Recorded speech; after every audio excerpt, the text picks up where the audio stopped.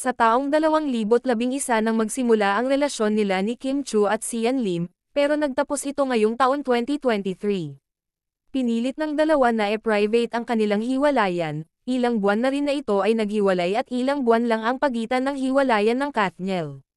Maraming mga tagahanga ng dalawa ng Kimchi ang nagtatanong dahil wala na itong update sa kani-kanilang IG kung saan ay lagi naman itong nagpo-post ng mga videos at mga larawan ng dalawa na sweet, kaya naman maraming nagtataka na mga netizens na baka ay hiwalay na nga ang dalawa, marami din ang nagsasabi na may iba si Sian Lim kaya naghiwalay ang dalawa.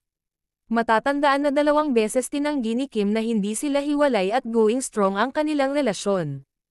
Pero ilang buwan o weeks ang nakalipas, ay nagpahayag na ang dalaga, sa totoong estado ng kanilang relasyon, sa isa nitong matalik na kaibigan. Sinabi ni Kim ang buong katotohanan, at kung ano ang dahilan ng kanilang hiwalayan. Sa puntong iyon ay pilit pa rin tinatago ni Kim Chu ang totoo, sinabi pa niya na walang third party sa kanilang hiwalayan, at palagi nga itong malungkot at umiiyak kapag siya nang mag-isa. Sabi pa ng kaibigan nito, na malakas lang si Kim pag may camera, pero malungkot yan pag siya na lang mag-isa at masakit pa sa kanya ang kanilang hiwalayan. Dito pinahayag na din, kung ano at ang tunay na dahilan talaga ng kanilang hiwalayan. Isang malungkot na pag-amin ni Sian Lim kay Kim Chu noong last time na magkasama ang dalawa kung saan yun din ang last na nagkasama ang dalawa. Sinabi ni Sian, ang totoong nararamdaman niya, para kay Kim at sa babaeng nagpapasaya sa kanya.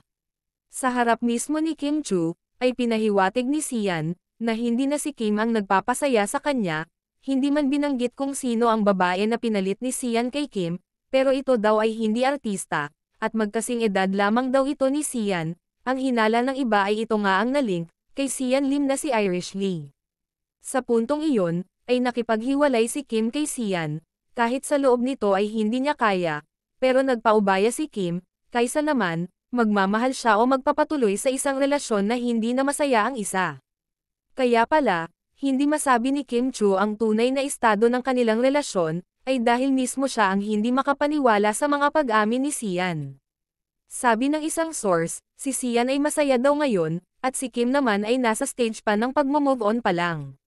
May isang source pa ang nagsabi, na hindi totoo na si Kim Chu, ay may pagtingin kay Paolo Avellino, kundi baliktad, dahil sinabi ng isa sa mga kasamahan nito na mismo si Paolo Avellino nga ang nagpaparamdam kay Kim, pero sa ngayon ay may relasyon pa ito kay Janine Gutierrez.